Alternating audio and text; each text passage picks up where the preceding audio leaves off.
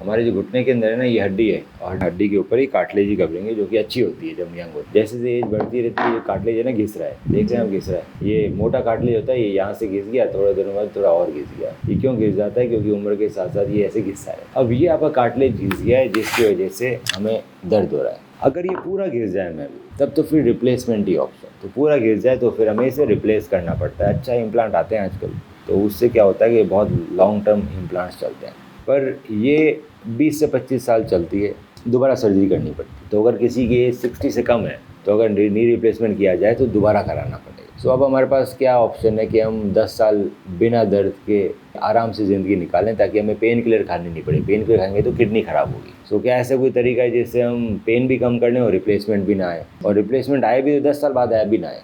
तो वो जो सबसे बेटर काम करता है वो काम करता है PRP या ACP, autologous condition plasma. Blood से आपके हम बनाएंगे, उसमें प्लेटलेट और प्लाज्मा अलग निकाल लेंगे। ये प्लेटलेट और प्लाज्मा आ गया। अब जब इसको हम नी में इंजेक्ट करते हैं तो प्लेटलेट आके नी के सनेवल मेम्ब्रेन से चिपक जाते हैं और शेप चेंज करके अपने ग्रोथ फैक्टर निकालते हैं। अब ये जो ग्रोथ फैक्टर हैं ये कई सारी काम करते हैं। क्या काम करते हैं? जो प्रोटीन दर्द कर रहे हैं उसको कम कर दिया, एंटी इन्फ्लेमेटरी प्रोटीन जो हीलिंग के प्रोटीन से उनको बढ़ा दिया। प्लेटलेट का यही काम होता है। हाइलुरोनिक एसिड का इंक्रीज प्रोडक्शन आता है तो कार्टिलेज बेटर हो जाता है, कार्टिलेज HA का बना रहता है। कोलेजन का प्रोडक्शन, कार्टिलेज कोलेजन में हो तो कोलेजन इंक्रीज होता है, HA इंक्रीज होता है, और लुब्रिकेशन प्रोटीन, ये 3 चीज़ें जो कार्टिलेज के पार्ट हैं वो तीनों इंक्रीज होते हैं, क्योंकि PRP इंक्रीज करेगी। इससे क्या होता है, जो फ्रिक्शन है जॉइंट का वो कम हो जाता है। फ्रिक्शन कम होगा तो हमें पेन रिलीफ मिलेगा। अब ये जेल इंजेक्शन से मच बेटर है, खुद की बॉडी का पार्ट है और ये कार्टिलेज रीजनरेट करता है। ये 3 बार लगाना पड़ता है, पहले दिन, 7th डे और 15th डे। ये 3-4 साल चलेगा, ये आप 4-5 साल बाद दोबारा लगवा लीजिए। तो 2 बार लगेंगे तो हम 10 साल निकाल। जेल का इंजेक्शन हर साल लगाना पड़ता है। एक्सरसाइज बहुत ज़रूरी है। अगर हमने इंजेक्शन लगाया कोई एक्सरसाइज नहीं की तो इतना काम नहीं करेगा, चाहे कोई भी इंजेक्शन लगा लो। ऑपरेशन कराओ फिर एक्सरसाइज नहीं की तो भी काम नहीं करेगा। तो हम आपको है ना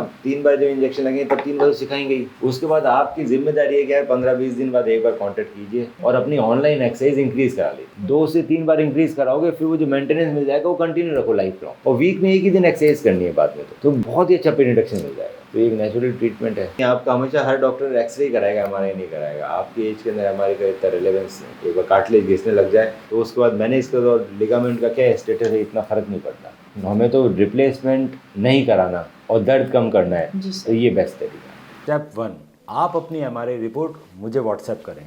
स्टेप 2, मैं आपकी MRI रिपोर्ट को डिटेल में स्टडी करके बताऊंगा कि क्या हम आपको बिना सर्जरी के ठीक कर सकते हैं या फिर हमें सर्जरी करने की ज़रूरत है, ACL इंटरनल ब्रेस सर्जरी, और आपके नी में ACL के अलावा और क्या क्या समस्याएं हैं और उसे हम कैसे ठीक कर सकते हैं।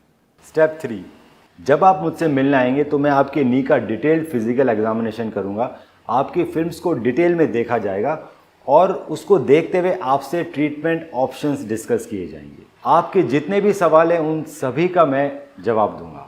ACL इंटरनल ब्रेस सर्जरी की रिकवरी आप देख सकते हैं हमारे फेसबुक के ACL विनर ग्रुप में, और देख सकते हैं कैसे एथलीट्स 3 महीने के अंदर रनिंग चालू कर रहे हैं ACL इंटरनल ब्रेस सर्जरी के बाद। आज ही अपनी MRI रिपोर्ट हमें व्हाट्सएप करें।